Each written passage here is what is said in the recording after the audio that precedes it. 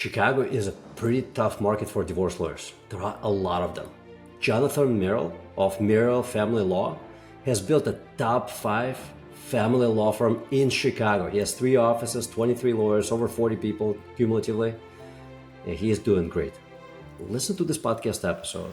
He shares his story, how he built it, and what it is that he does. And he does a lot of things today to continually attract more and more and more cases. He's a super successful guy, really nice guy also. Just gonna love the episode. He's a good friend, really, really, really nice guy, and so successful. Listen to the episode.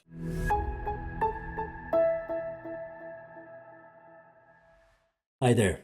I have a small but really meaningful favor to ask you. I watch at the stats on our YouTube channel and Spotify channel, wherever most people listen and watch our podcast. And I see that over 80% of everybody who listens to it regularly is not a subscriber.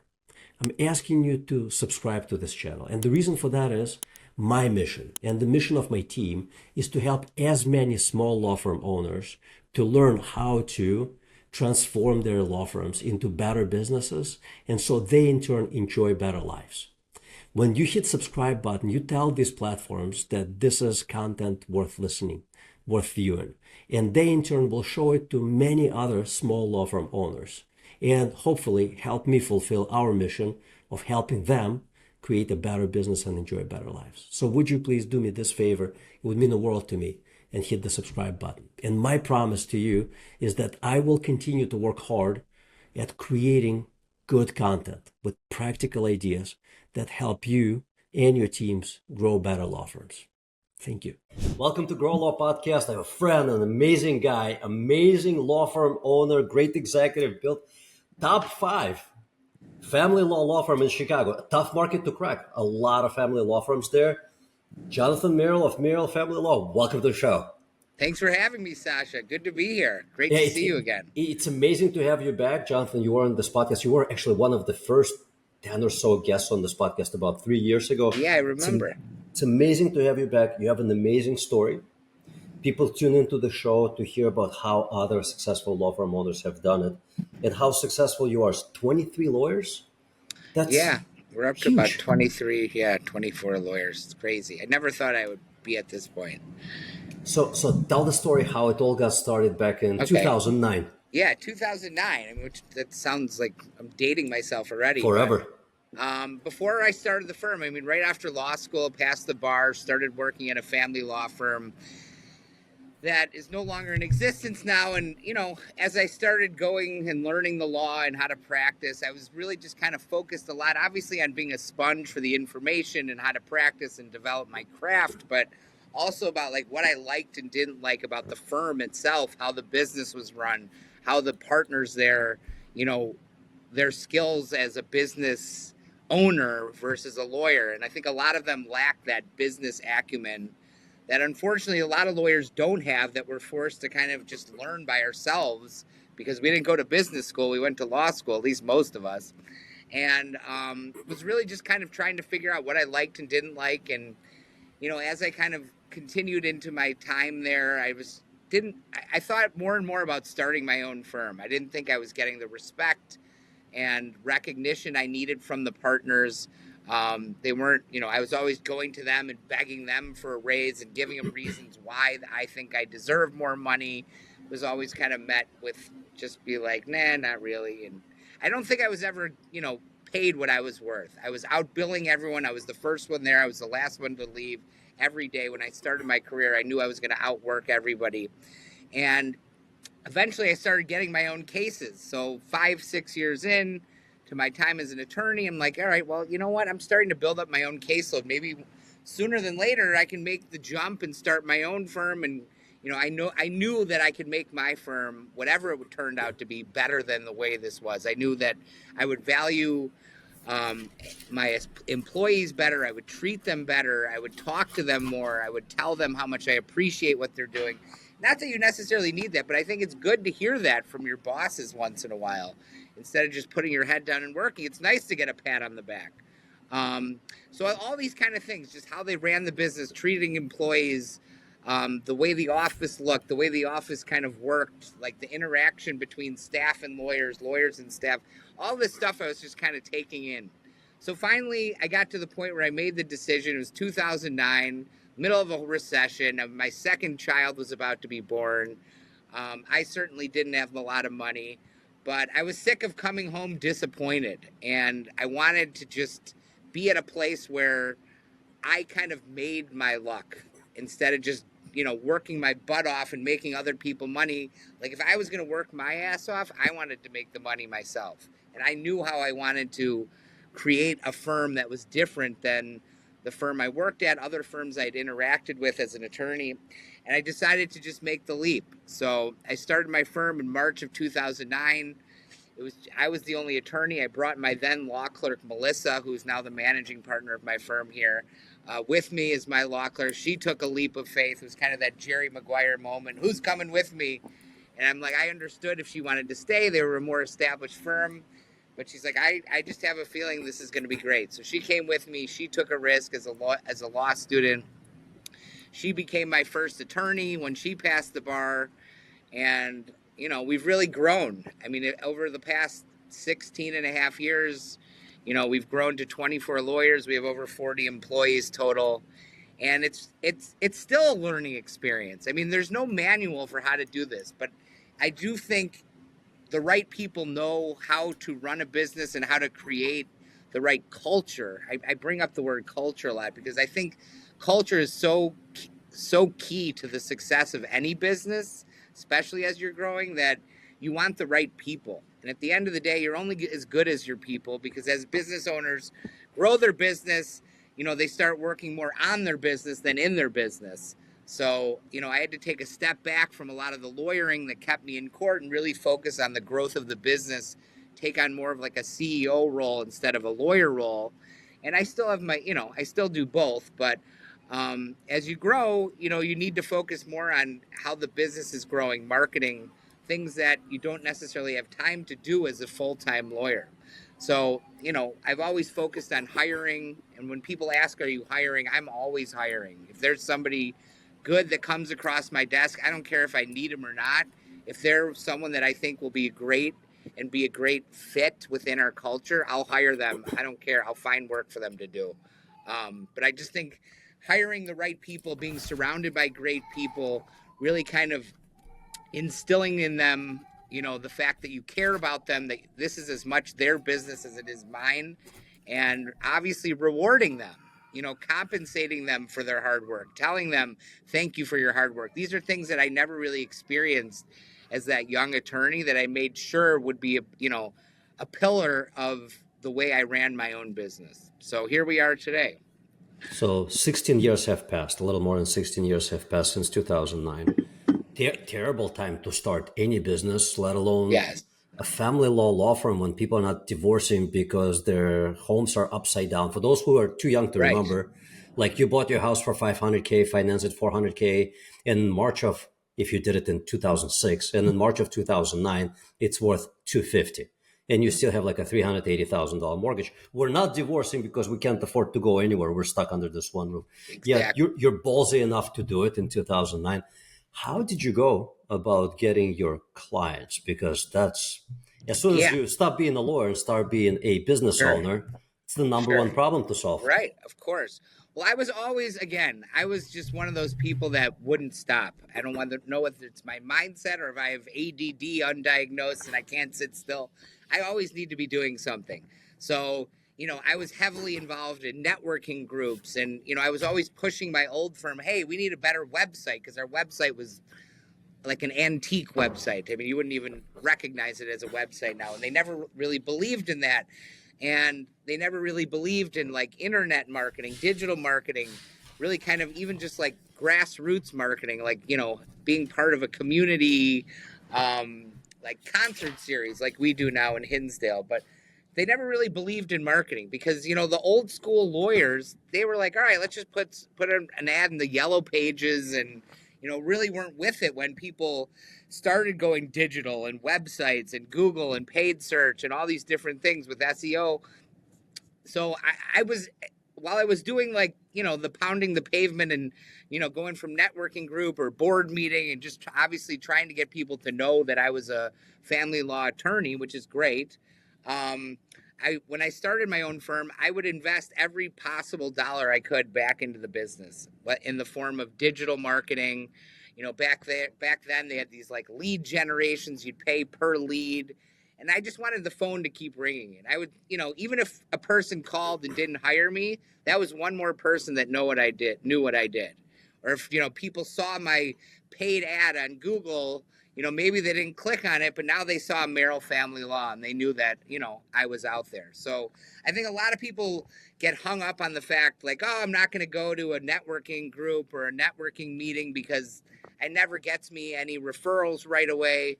But I think people lose sight of the fact that getting out there, I mean, like I say to my young associates, if you go to a bar and meet 5 people, those are 5 people that know what you do now that didn't before. And those 5 people might know 100 people. And, with family law, especially, anyone could use a family lawyer at some point in their life, whether it's a prenup or a failed marriage or having a child, with somebody you're not married to. It's not like we're this niche business where you have to have, an owner of a company or, deal with a bank or something like that. So, I mean, anyone could use us and anyone could need us. So I instill on them just getting it out there. You're all your own corporation within the umbrella of our firm. And the more people that know you and know what you do, the more potential referral sources you have. So those kind of things are what I really wanted to do when I started my firm. Getting my name out there, who was, not much of anything. It was a brand new firm. No one probably knew what the firm was. There were obviously, long-standing firms that, had a lot more to their name than mine at that point. But I figured the more I got out there, the more I spread the word that I am here. I'm not going anywhere. This is my firm. And then, of course, getting the results and doing good work is also part of it. So that was all really in my mindset when I started the business, to make sure I would get my name out there as much as possible. Then, of course, once I got the clients in the door, doing a good job. And if I remember correctly, at that time, you also like maxed out your credit cards. Oh, yeah. To get your digital advertising out there. I mean, I remember like when I first started, I mean, I didn't have money to really spend that like I wanted to, but I was, literally I applied for credit cards that I knew I couldn't afford to run up. And I said, you know what? I need to get digital marketing. I believe in this. I'm going to have as nice of a website. I'm going to overspend on my website. I'm going to do everything I can to keep the phone ringing here. And if I go into debt, fine, but hopefully I'll get out of it. Thankfully, I got through it, and you start to build up a client base. And, I would not recommend that as far as like a tactic for opening a business, to just run up credit card debt. But I would. I mean, listen, like when you go to law school, how many people can actually afford to pay for law school up front? I agree. Right. Everything's on credit. You borrow that. Why wouldn't you borrow money to actually grow whatever you invested into getting your education? It just makes no sense not to. Yeah. No, I agree. I mean, this was it. Like, there are a lot of doubters. Did your wife doubt you? People close to me. Did your wife doubt you? No, she did not. I will give her credit for that. How important was that she supported you? It was a big decision. Mm-hmm. And at that time, she was sick of me coming home pissed off, thinking I'm worth more. And I'm just like, I'm sick of complaining about this. I can do something about it. It's a risk. Our second kid's about to be born. The timing sucks. The economy's falling apart. The world's upside down. But I'd rather go down swinging than continuing to go miserably into work and come home complaining that, they didn't do this or they just didn't notice this or didn't that. It was just, I reached a point where it's like I couldn't do it anymore. And even if the timing sucked, that I think motivated me. And the people who doubted me actually motivated me even more because I wanted to prove them wrong. And I've always carried that chip on my shoulder. So I think, just like you see athletes, want to get back at the teams who didn't draft them and, the teams who might have beat them before. I mean, having a chip on your shoulder in any facet of your life, I think, is helpful if you want to really succeed. 100%. I'm taking some notes as I'm listening to you. And like the first one that I took was my way. Like you wanted to do things my way. Right. It's my favorite Frank Sinatra song, right? Sinatra. My way.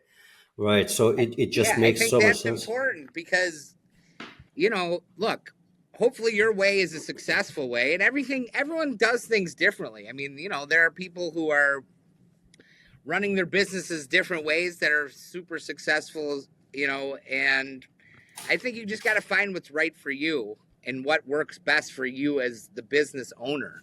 I wanted If you're built that way, yes.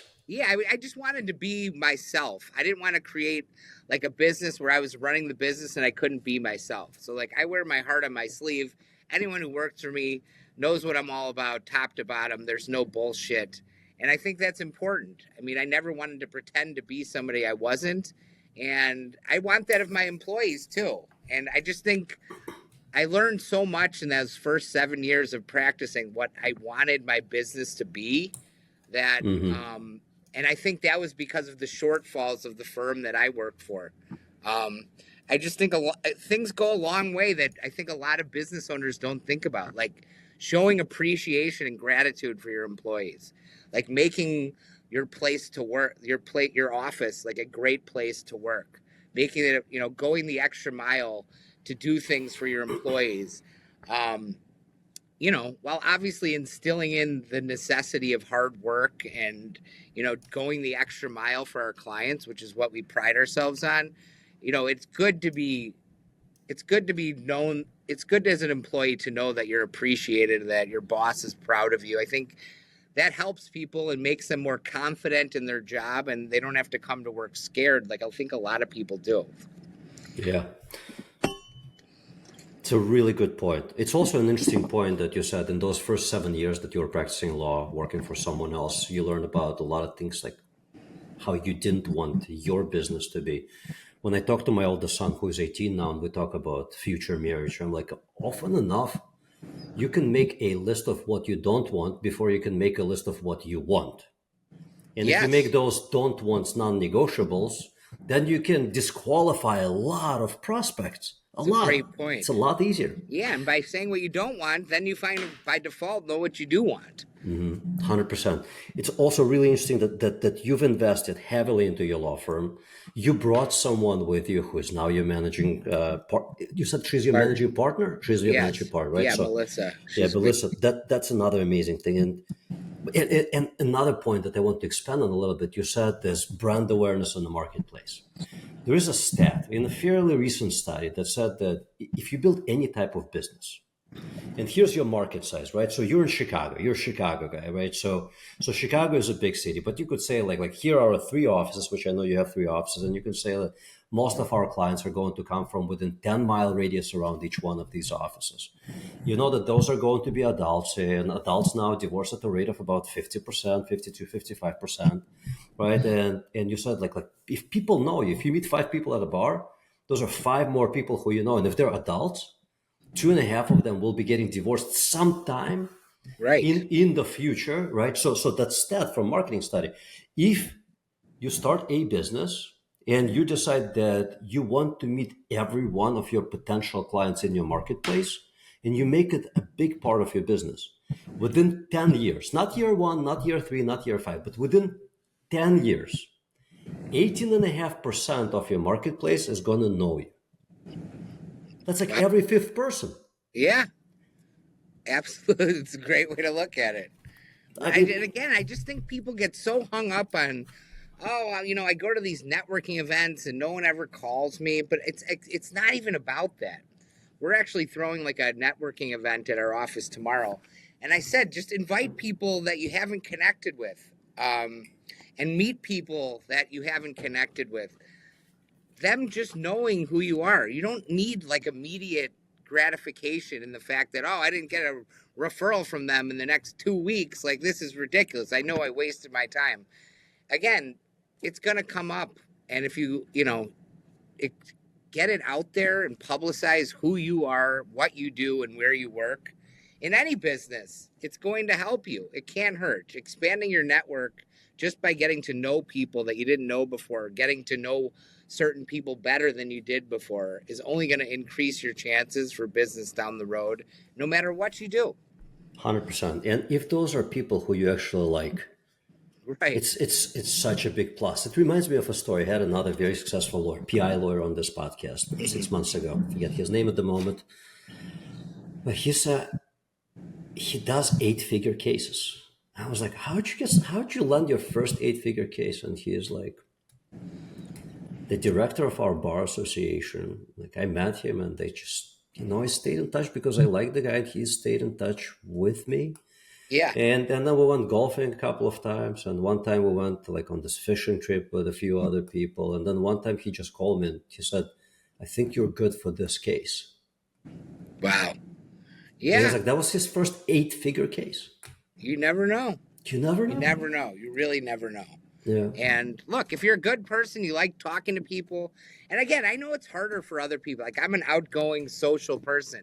I know a lot of people that aren't like that. And, they just want to be more of the worker bee. And look, not everyone has to be the rainmaker. Yep. Every firm needs people who are just, want to put their head down and get the work done and be a great lawyer. And I understand that. I don't force this on anyone, but I try to teach the concept. Like, look, simple socializing or striking up conversations or meeting people is just as effective way of bringing in business as, going to every single networking group out there. I mean, you just want to expand your network. And again, I know not everybody is social. And then, once it's time to go home, they don't want to go home. They don't really, they want to go home. They don't want to go out to an event. But, that's going to be the same in any industry, obviously. 100%. But I also always thought about it this way. If you do not have a skill set, or if you're just not like that, get a partner. Right. Get a partner who is like that. Right. Like Exactly. do not try to build on a weakness and try to make it strong. Bring somebody else who is already strong. Exactly. Maybe you're really Exactly. good at other things. Maybe you're really good Right. at managing operations, and this person is really good at going out there and building relationships so that the Absolutely. business start flowing in. Like my business partner and I are two very different dudes. He loves technology. I love Right. doing this. Right. Like That's perfect, though. our R&D is amazing. That's a great partnership. You Yeah, always are going to absolutely. need that. Yeah, absolutely. So you start 16 years ago. Your law firm is now 17th year in the business. It's doing great. 23, 24 attorneys, 40 plus staff. It's amazing. What do you do today to get business? People want to know like practical ideas, Uh, how to attract business sure. today. Well, I mean, look, I'm still going out and meeting people I don't know. I'm still throwing events like this to get people. And again, it's all about recognition, brand recognition. I mean, we do obviously digital marketing. We do stuff within our communities. We have suburban offices in Hinsdale and Highland Park. So, we sponsor events where we go and set up a tent out there and, are passing out like toys to the kids and stuff. And I mean, community involvement, I think, is great, especially, if you have offices located in smaller communities outside of Chicago, like we do in Highland Park and Hinsdale. So we really kind of pound the pavement there, do a lot of sponsorships. I think, again, it all goes back to meeting new people. Of course, the longer you're in business, the more you kind of build up a reputation and a following and people knowing what you do. But, we just want our name out there and we want people to know that, we're not just a law firm, but we do a great job. So, of course, potential clients looking at online reviews is crucial for any business. I think, especially when it comes to the law, people are always looking at, all right, well, I know this firm, I see them all the time, but are they any good? So the first place to look is obviously online, making sure you have plenty of good online reviews and just marketing. I mean, if you look behind me, this is all of our marketing stuff we have here. We've got from everything. We kind of just put our name on a lot of stuff. But again, you could spend tons of money and throw your name on everything known to man out there. But if you're not good at what you do and you don't get the results for your clients, it's all meaningless.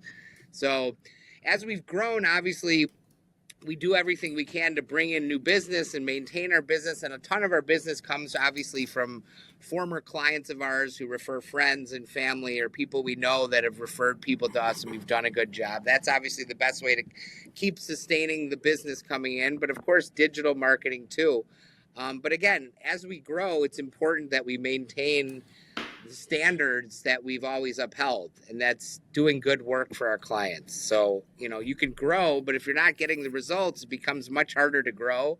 And, I would go back to 2 lawyers if I had to, if it meant maintaining my reputation. Thankfully, we've been able to sustain our good reputation as we've grown at the same time. So you're not passively waiting for business to come in. You're doing active things, including community events. I wonder. So I'm going to do just back of the napkin kind of math. 24 attorneys, let's say that each one of them is good for 400 to 500,000. So it's like a $9 to $12 million business approximately. Like what percentage of your revenue, and I don't want to ask you about your specific revenue number, but like what percentage of your revenue do you invest into client getting? Like all of the marketing that you do to attract business? I mean, at least 10 to 20%. Okay. Like it's a big number. Probably around 15%. I mean, I'd have to check where we're at. It's a really good number. It fluctuates year to year, but I mean, again, since day one when I started the business, if I have money that I can invest in the business that I think will help grow it or maybe improve. Or if you had a credit card. Or just max out a credit card. Exactly. If it came down to it, I'd do it again. But yeah, I mean, any good business reinvests in itself and builds on the reputation and momentum it's built.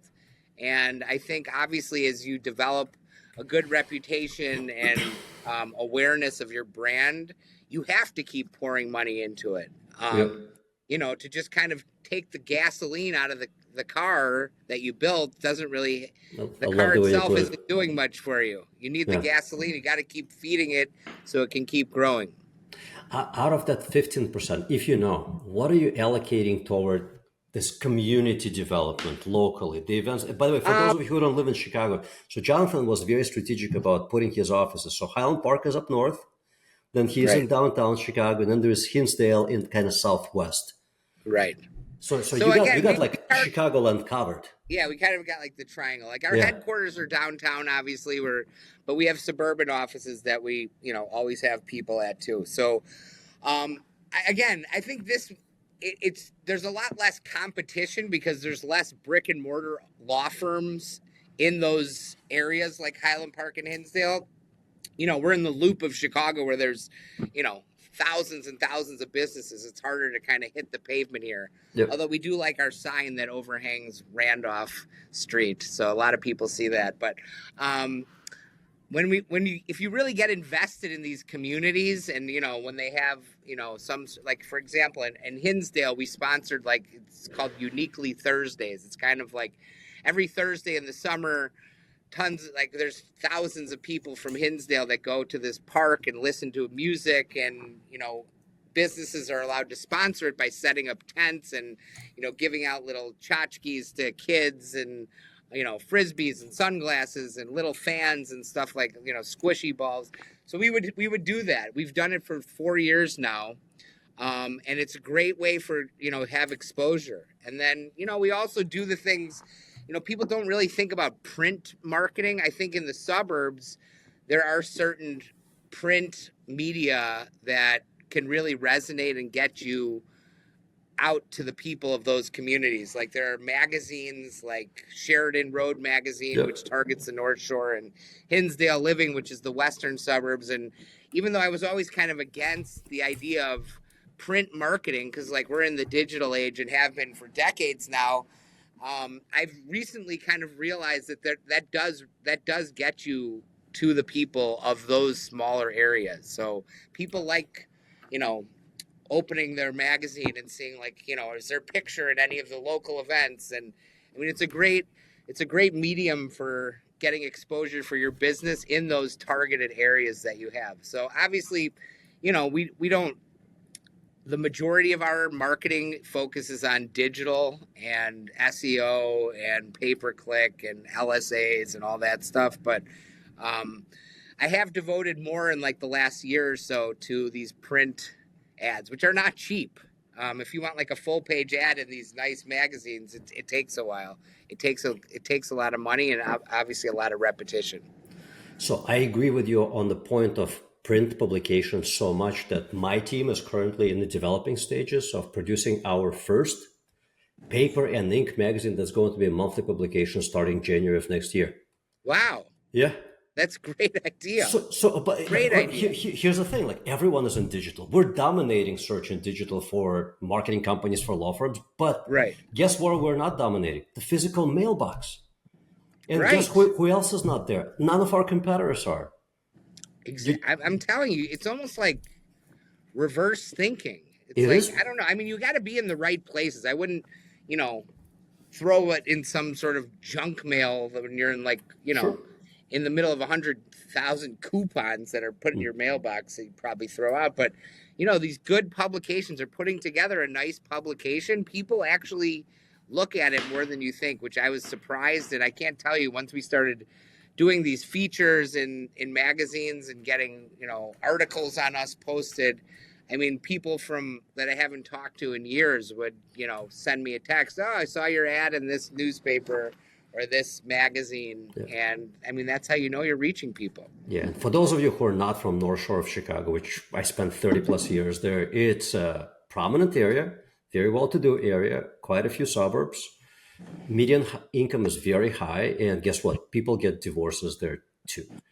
Right. So seeing your face and your brand here and there and there, and then when they pick up their phone and they're like divorce lawyer, there you are again, because I know that your digital marketing is very well taken care of. There's one question I'm going to ask you about digital in a bit, but having your presence everywhere solidifies the impression that if you're everywhere, you got to be good. Right. This is why you see PI lawyers on billboards and bus reps and bus stops and digital and radio. It's because they want to be everywhere so that when, God forbid, accident does happen and you are injured and you go to your phone and you're like, accident lawyer. Oh yeah, it's the guy I've seen 1,000 times. Yeah, exactly. I mean, we even have ads on our, like the local high school football scoreboards. So like people are going to the football games in Highland Park or Hinsdale and, they're looking at the scoreboard like they see Merel Family Law. So, I mean, we're hitting people from a million different angles. They can't avoid us, unfortunately. So out of that 15% of your revenue that you're putting into more client getting, how much of that is spent on brand advertising versus digital? And the reason why I'm asking about that, so digital, you can easily track almost every dollar spent back to the cases that you're getting. Brand marketing, you cannot track it back. Like you cannot. That's really tough. I know. We do a lot of like social media stuff that we talked about before that, create. I mean, we have a studio here and an office that's perfect for creating content. I kept that in mind. So, I post a ton on LinkedIn, which again, it's personal branding, but I am, Merel and Merel Family Law. So it's promoting the firm too. I don't really know what the breakdown would be. Obviously, there's definitely a lot of time spent. Like I have an in-house marketing director who's always, talking with me about content ideas and doing different series of videos. For example, I do my own podcast about divorce, and we talk about like myths in family law and different topics. My associates is super into pop culture. He does like little videos on like celebrity divorce stuff and like gossip that has to do with family law and divorce. So, I mean, we're always producing content. People may not watch it. People, may just swipe right through it, but, we're in their face whether they like it or not, one way or another. It's when the right person watches it, that's what matters. And something that we talked about before we hit the record button is that a lot of business owners, including law firm owners, mistakenly think that the number of subscribers on YouTube or the number of views or the number of likes is what matters. It doesn't. What really matters is the right person who has $9 million business, who is getting divorced and has a ton of other assets. And this is going to be a contentious divorce, that they get to see that video once and then go to your website and then Google you and see the number of reviews that you got, and then do a little more searching, and then they're like, I'm going to call Jonathan. Right? It's that one view. Yeah, and he will not subscribe, and that's okay. You don't need him to subscribe. You just need him to sign the engagement letter. It's not about subscribers. Exactly. I mean, just knowing, again, people who see our videos, they may not be a client. They may not be even, considering divorce or needing a family law lawyer. But if they ever do, they're going to go back and think about us, hopefully. Sure. Okay. So if you do not know how much you're spending on brand marketing, would you happen to know? And I know you got a marketing director who probably looks at and owns that P&L or part of your P&L that's Well, marketing. we do it together. I just don't know exact details. I mean, we usually go over it like monthly, but I don't know the exact breakdown, how you would break down between those two, unfortunately. I can show you how to split your P&L so that you can actually see like every category where you're investing, if it Great. matters, if it matters. We do it For because we want to sure. be granular, and there are Yeah. some things where you cannot track ROI back to, but if you cannot break it out from other things, then, for example, I want to know what's our results on SEO. I want to know what our results are on pay-per-click advertising. I want Right. to know what our results are on the newest, the latest and greatest GEO or AEO, generative engine optimization or answer engine optimization or AI SEO, however you Oh, want to yeah. call it, because that stuff, by the way, this was my question. So if we cannot break them apart, the budget, how you're investing it, do you know how much you're spending on search things? If you know, Search, like, what do you mean by like like that? What do you Google, mean? somebody searches pay per click, SEO, Yeah, well, I mean, anything. that's SEO, pay-per-click, Yeah. LSAs. What percentage of your budget goes there? I would say 70%. 70%, got it. So, and the rest is brand. And I think at 70%, you may be close to topping out in your market. Yeah, I mean, we really go all out and try to like set the bar. I mean, Google's always changing algorithms and stuff like that, but I mean, we're always pounding away on making sure we come up at the top. Now like the big thing is making sure like you show up when the AI answer comes up, which is now the first thing you see on Google. So like that's Yep. a whole new frontier. So That was my next question. How do you make sure, how does your marketing director make sure that you come up in AI overview in Google and more importantly, or equally importantly, Chat GPT? yeah, I mean these are all things that we're working on.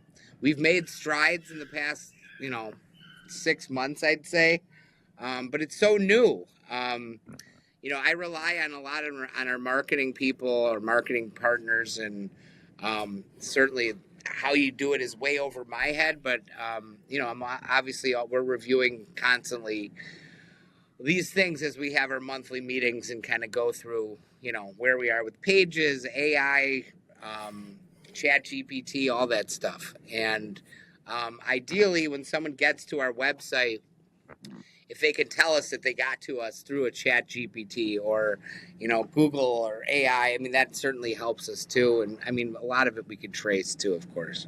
Yeah, makes perfect sense.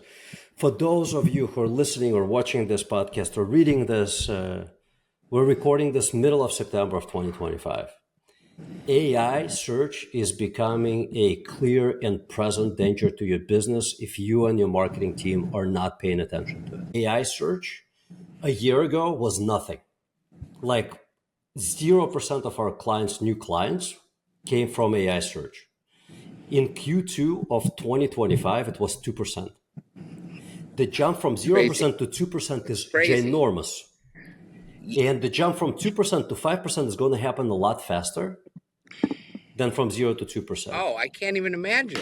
I mean, especially it's AI. It's not some like fad thing. Like this will change everything. This is already changing everything. Just like the tip of the iceberg at this point. Well, I don't think it's at the tip anymore because so every day there are 60,000 people in this country that are downloading ChatGPT. 60,000 per day. Per day. As of a couple of months ago, there were 112 million users in this country. Let's call it every third person, including babies and elderly. Right. So, and the truth of the matter is like when you grab this thing now, right? So, and if you're watching this or listening to this and you're thinking that maybe this will pass me by, maybe this will not create a problem for my business. Like today, if I need an answer to my legal question, I don't need to call an attorney because I'm like, so thinking about getting a divorce, what do I need to do to get a prenup done? Yeah. Absolutely. If you're thinking ahead about a prenup, that's definitely a practical step. Basically, a prenuptial agreement is something you put in place before you... So this thing can do a lot of things that a lawyer can do, but yeah, most people will not trust the thing to do those things. But what it will Right. trust to do is like as we're getting used to listening to this voice all the time, we trust the voice. So we'll get all the informational search done through it and through Google. Google is not going away, but the share Right. is changing. It's less of search there and more of search there. And then they'll Right. be like, oh, well, here, let me give you another example. If you're watching this on YouTube or anywhere else, like see how quickly this happens. Need a lawyer for a prenup? Who do you recommend?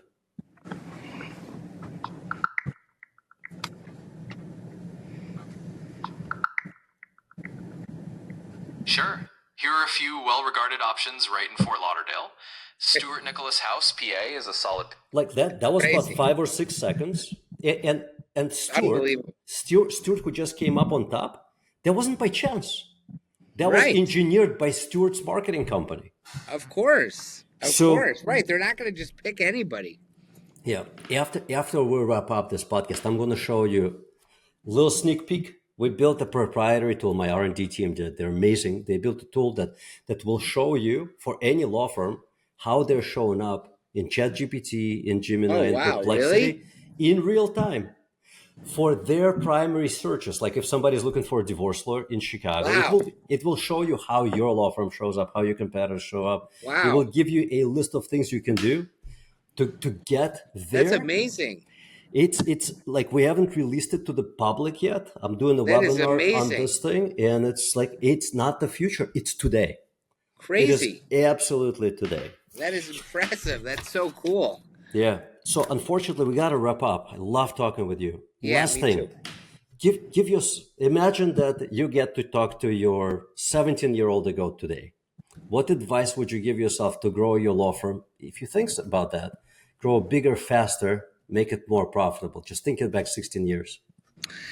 You know what? I get asked this time, what would you change? There's really not a lot I'd change. I think like this, I've definitely, swung and missed plenty. I mean, I think good business owners learn by trial and error. Yep. And, the road where you just kind of, smooth sailing the whole way, I think people learn from mistakes. And I think it's very rare that you get smooth sailing. It's not necessarily if you make a mistake, but how do you learn from the mistakes and making sure, if you do kind of hit a pitfall that, you learn from your experience in that pitfall and use it to make you better in the long run. I think a lot of people just get discouraged when things don't go the way they want. And if you could really have the ability to build upon your miscues and the mistakes you made, I think it makes you better in the long run. But I mean, looking back, I know it's kind of a boring answer. I really wouldn't change anything. I certainly hit a lot of, dead ends when it came to marketing, and, a couple hires weren't great. But that's, I think, the trials and tribulations of anyone growing a business. 100%. And it's how you react to the mistakes you made and to the things that didn't work out. And again, as long as you're learning from those, I think you have a much better chance for success. So I think it's important to kind of run into trouble once in a while and, to hit those potholes, because if you learn from them, they'll make you stronger. Lots of wisdom in that answer, my friend. Really appreciate you. Appreciate you sharing the insights and being here. Thanks for having me. I love chatting with you, Sasha. It's great.